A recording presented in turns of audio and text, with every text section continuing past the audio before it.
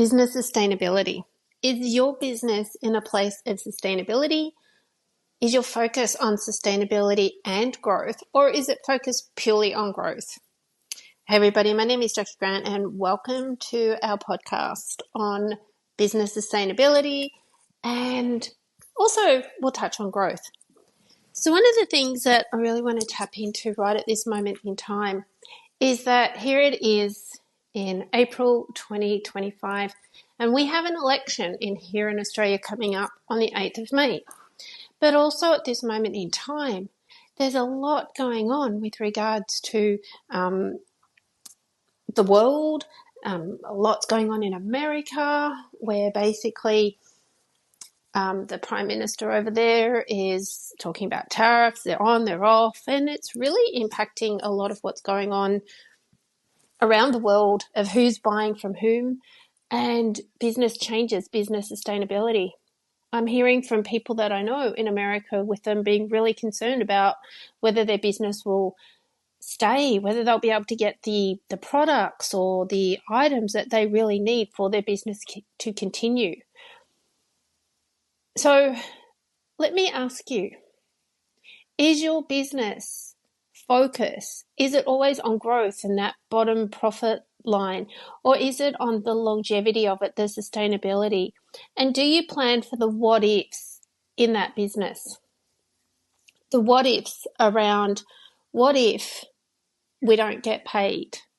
What if the items that we require to keep going for our business to be paid, we can no longer source? Or that the price of sourcing those items goes up? What if we provide an amazing service, but the person decides not to pay us? Or the people where their funding is sitting, i.e. in NDIS, that NDIS declined to pay, or the person themselves actually runs out of money.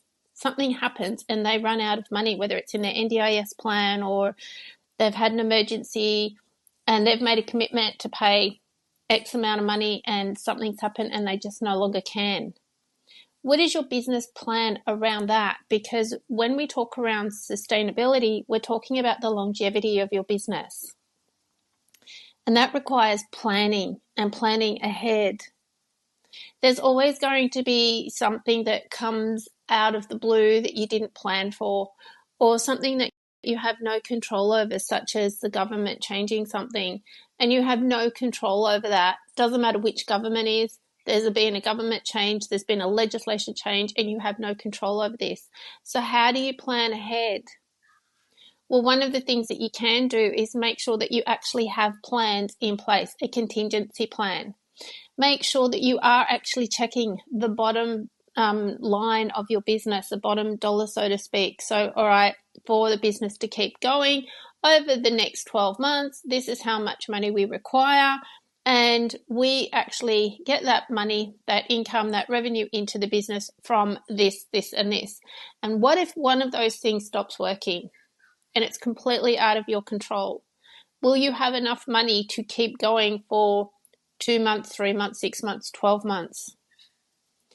Planning for these things is really important, but it's also a balancing act. Now, I'm not an accountant, so I'm not going to be able to give you the bottom line on all of this. Your accountant can, and I suggest having a conversation with your accountant on this, which is as part of your planning, taking into account that, okay, so we want to keep some money in the business.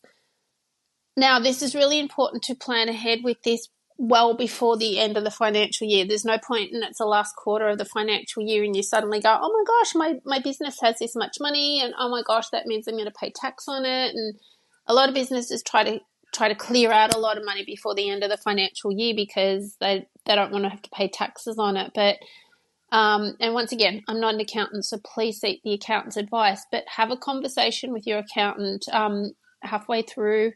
So at the end of the first quarter, the end of the second quarter, and have a plan, because it's good to have a buffer in your business, but you also don't want to be paying a lot of tax if you don't have to. So you want to get it legitimately right, and that's part of your planning.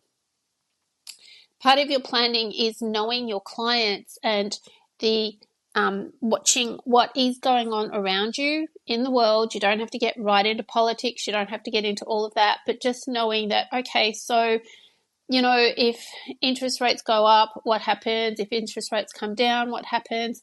Are people actually spending money? So for your services, are they actually spending money on your services? Are your services that you've been providing for ages, do you need to freshen them up a little bit? How are you communicating about the services that you provide? How do you let people know what your services are and how you provide them and how they can access them? And as I said, planning also for natural disasters, economic changes, so important. And obviously having a policy and plan around debt collection. Every organisation does have a strategic plan around debt collection. They'll say, all right, we're happy to write this bit off, but we don't want to write this bit off because it's quite significant. But sometimes you have to also be aware of the cost of debt collection as well. So do you need a lawyer? Who is it that you're going to go up against for debt collection? Now, in NDIS, sometimes NDIS doesn't pay the invoice for whatever reason. The person's run out of funding. There's no funding left. You're owed $2,000, $3,000, $4,000, $5,000, $10,000, and it's a significant amount. It's making the difference whether you keep your doors open or not. But to get a lawyer is going to cost you a fortune potentially as well. To work out whether getting a lawyer is actually the right thing to do. Also, who is it that you're actually taking debt collection action against when it is someone like the NDIS? Is it NDIS? Is it the participant? You've really got to make sure that any information you get is from the right person, in this case, a lawyer. Debt collection is a tough one in places where there is a third party paying because there are factors that are outside of both people's control. But also the person that has the NDIS plan or their nominee, their relevant person, whether it be the support coordinator, their informal supports, or maybe them themselves. It is important that they understand how much is in their plan, how they're going with spending it, and also that they're not being swayed or talked into additional services at additional cost, even though it sounds amazing, when they can't really afford it. So having transparency in your business around your charges, how you charge, how you collect the money, and what happens if a person doesn't pay, at what point do you stop services, and what are the legal and I suppose those duty of cares responsibilities for you stopping services. For example, if I have somebody that doesn't pay for the magazine subscription, we simply don't provide them with any more editions of the magazine. They didn't pay, they don't get it, but they're not in harm's way if they don't get that magazine. If you're providing services to someone on a regular basis, such as in NDIS, and there's going to be the potential for harm, so the risk of harm to them, then just stopping services isn't always the way to go. Stopping services needs to be taken seriously for the consequences of what will happen. I see it on social media all the time. My client's not paying me and everybody says just stop services. When it comes to organisations such as the NDIS, for example, in that situation where you're not getting paid for whatever reason and you choose to stop services, you could be in breach of the NDIS Code of Conduct, and that could potentially see you with a fine. Now, nobody wants that, but at the same time, the impact that it's having on your business by not getting paid and continually not getting paid and continuing to provide services is impacting the longevity of your business, the sustainability of your business. So as we said, planning is really, really important. Understanding what you require. Now, we have a little ebook, Business Growth, so Break Free Business Growth and Sustainability. We also have some documents and templates, and in the book it's a bit of a guide to this, how you can keep going. Now, to learn more about this and to work with us on these strategies, these supports, getting these plans in place, you can reach out to us on our website, breakfreeconsultancy.com. But at the end of the day, know that your business you, and if you have a team of people, that team are worthy of success, just as the clients that you are providing services to are worthy of success as well.